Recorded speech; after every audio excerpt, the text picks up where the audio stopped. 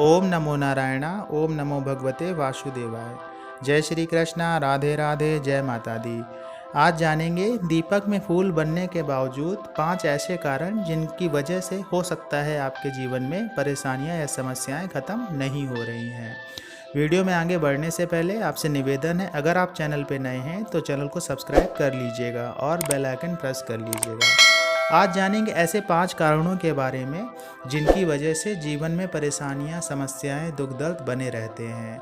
अगर आपके दीपक में फूल बनता है तो भगवान संकेत देते हैं आपको कि कहीं ना कहीं वो आपकी प्रार्थना और आपकी पूजा से प्रसन्न है, और आपको ये संकेत देख के ये भी अनुभूति होती है कि प्रभु मेरी बातें सुन रहे हैं या प्रभु मेरी प्रार्थना स्वीकार कर रहे हैं। लेकिन कभी कभी ऐसा भी होता है कि ये सब चीज़ें होने के बावजूद हमें ये भी लगता है कि भगवान मेरे साथ है, फिर भी जीवन में बहुत सारी परेशानियाँ बनी रहती हैं, बहुत सारी तकलीफ़ें बनी होती हैं, समस्याएं ख़त्म नहीं होती हैं, दुख दर्द ख़त्म नहीं होता है, रुपयों पैसों की परेशानियां बनी रहती हैं, जबकि हमको ऐसा लगता है कि भगवान हमारे साथ में है। आपकी पूजा, आपकी प्रार्थना, आपके सच्चे हृदय से की गई पूजा प्रार्थना, ये सब भगवान स्वीकार करते हैं जब आप बहुत मन से पूजा करते हैं। लेकिन कभी कभी कुछ चीज़ें ऐसी घटित होती हैं जिनकी वजह से शुभ संकेत मिलने के बावजूद भी आपके जीवन में परेशानियां बनी रहती हैं। तो जानेंगे आज ऐसे ही 5 कारणों के बारे में। हो सकता है आपके यहाँ कोई एक कारण हो जिनकी वजह से आपके जीवन में परेशानियां ख़त्म नहीं हो रही हैं। पहला कारण ये है मंदिर की सही दिशा ना होना।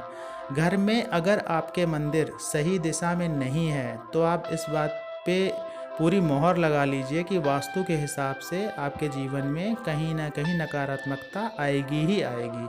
आपके परिवार में या आपके घर में नकारात्मकता फैली ही रहेगी।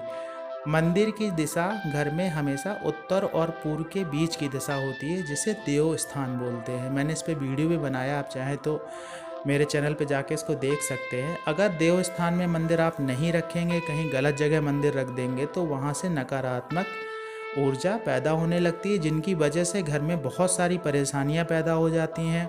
बहुत सारे ऐसे कष्ट आपको जीवन में मिलने रखते हैं जिनकी आपने कभी अपेक्षा नहीं की होती है। जबकि आप ये सोचते रहते हैं कि हम बहुत पूजा पाठ कर रहे हैं, भगवान को सब कुछ अर्पित कर रहे हैं, उसके बाद भी जीवन में परेशानियां ख़त्म नहीं हो रही हैं। तो पहला कारण यही होता है। दूसरा कारण ये होता है कि जो आपका देव स्थान है वहाँ पे लैट्रिन बाथरूम बन जाना, ये भी वास्तु से संबंधित है। अगर आपने देव स्थान में लैट्रिन बाथरूम बना दिया घर में, तो आप ये सोचिए कि जहाँ पे भगवान का स्थान होना चाहिए वहाँ पे आप क्या चीज़ कर रहे हैं। तो आप समझ सकते हैं कि वहाँ से कोई सकारात्मक ऊर्जा नहीं निकलेगी, वहाँ से नकारात्मक ऊर्जा ही निकलेगी। बहुत सारी नकारात्मक ऊर्जाएं ऐसी होती हैं जो देव स्थान पे आना चाहती हैं, लेकिन देव स्थान में भगवान की ऊर्जा होने के कारण वो नहीं आ पाती। लेकिन जब देव स्थान में हम लैट्रिन बाथरूम इस तरह से कोई चीज़ बना देते हैं तो वो नकारात्मक ऊर्जा उस जगह पे आ जाती हैं और उनकी पावर में बहुत ज़्यादा वृद्धि हो जाती है।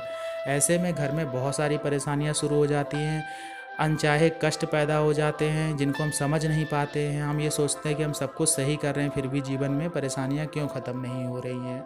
तो उसका दूसरा कारण यह हो सकता है।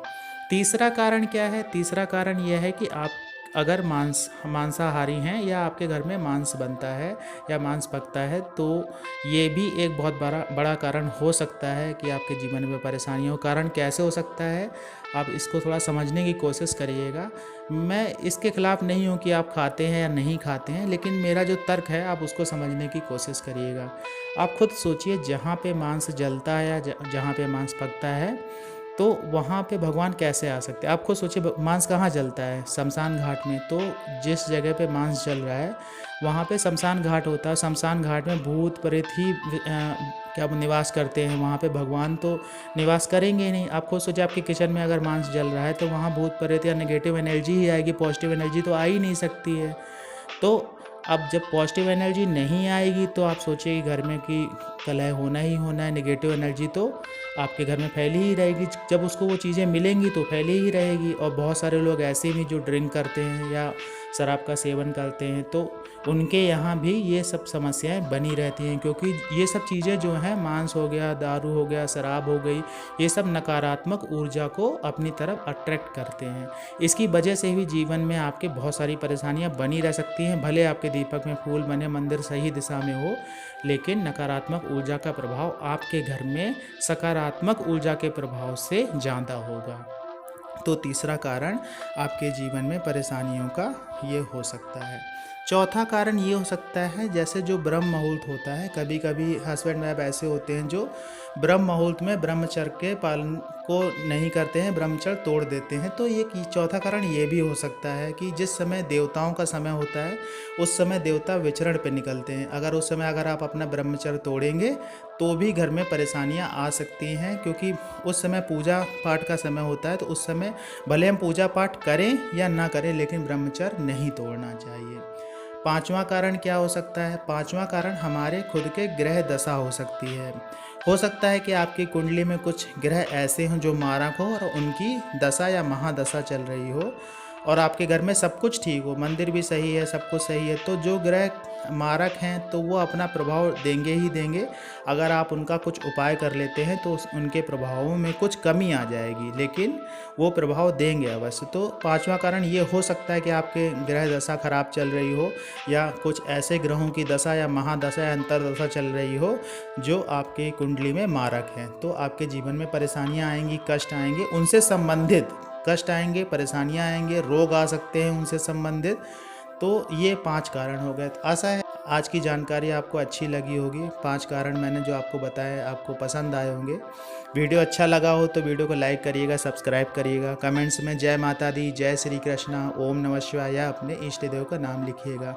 मिलते हैं आपसे अगले वीडियो में, तब तक के लिए जय श्री कृष्णा।